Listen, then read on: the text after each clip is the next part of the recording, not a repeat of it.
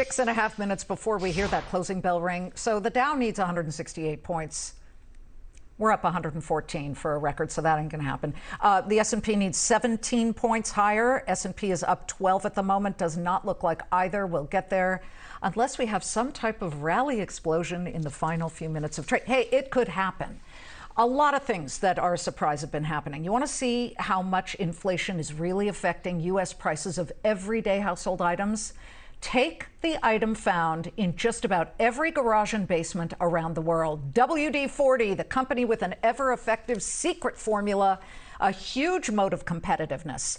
Still, WD-40 saw a huge miss on its top and bottom line. They reported 2% miss on revenue and a more than 50% miss on EPS in the fourth quarter. The cost WD-40 had to pay jumped costs overall, jumped from $48 million to $56 million because of rising inflationary costs, supply chain issues, additional fees from manufacturers. Geez, Gary, what else? Garry Ridge is the CEO of WD-40 joining us in a Fox Business exclusive today. Gary, I mean, your cans are made of aluminum. 50% of the makeup of WD-40 is petroleum of all different kinds of sorts. We got, I'm looking in the aftermarket at oil. It's nearly at $84 a barrel.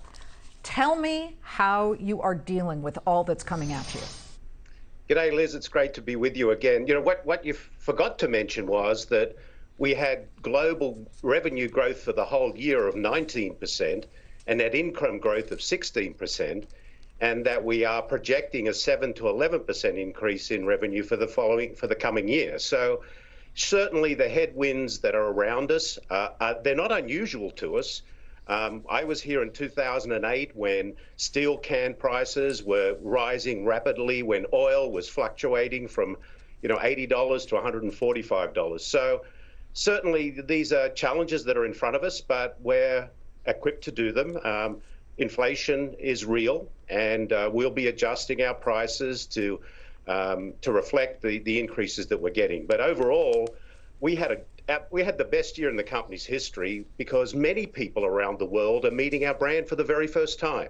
We had a 33% growth in our business in Europe in the last fiscal year. So it's fun, but it's challenging. Yeah, but let's not count out what may be happening as we speak, and that is the resumption of panic buying, the likes of what we saw at the height of the lockdowns and the pandemic. I mean, I'm one of these people who was like, I have to have the 3 can of WD-40 a year ago May. I mean, I don't know why, but people psychologically are now hoarding once again. Are you seeing any of that in the current quarter?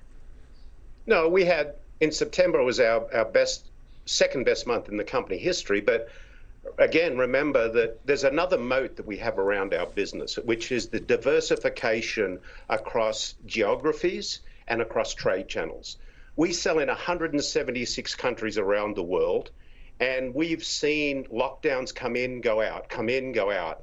Our e-commerce business, what's important to us is make our end user aware of our product and make it easy to buy. So we don't see hoarding. What we did see was millions of new users enter our brand in the last 18 months. And that's through our promotional efforts of sampling. The quarter that you just mentioned, we made a deliberate decision to invest over $4 million in our marketing activities because we saw them as driving the momentum to bring new users into our brand. Well, yes, and that was a hit you felt was worth taking because obviously that's a big chunk to be spending. But let me broaden the picture, and I need to know, with your CEO hat on overall, what you do see, what you feel could make your life easier as a CEO. There is, of course, this belief that the corporate tax rate is going to move higher. President Biden is pushing that as part of the Build Back Better bill to pay for it. Could you be comfortable? Could you swallow a move from 21% corporate tax rate to, say, 28%? Well, the tax rate will be what it'll be, and then we'll have to deal with it when we know what it is. So, again, we've just seen tax rates move in the UK by 3 percentage points. And again, having a business all around the world, it's not just the impact of what happens in the US, it's the impact of what happens everywhere in the world. That's a plus, and it can be a headwind. But Liz, as you know, you've known us for a long time. We play the infinite game. We don't play the finite game. Since 1998, we've had a compounded annual growth rate of total shareholder return of 14%. Our market cap's gone from 300 million to just over $3 billion. We've 5x'd our revenue, and we have an ambition and an anticipation that our revenue will grow, up to 700 million over the next couple of years, because there's lots of places around the world and lots of people who are meeting our can for the very first time. And Liz, when they meet it, they love it, they use it, they keep it. Yep. And for those of you who don't know, WD-40 stands for water displacement 40th attempt. That's how many tries it took to get that secret formula right. Garry, great to have you. Garry Ridge of WD-40. Folks, we are seeing a little bit of a fight to get back to the level that would give us a record close for the Dow. Not quite there. It's a gain of 146 points. Not a bad session, but for Bitcoin, which looks to hit $66,470 right now, unbelievable. That'll do it for the Claman Countdown.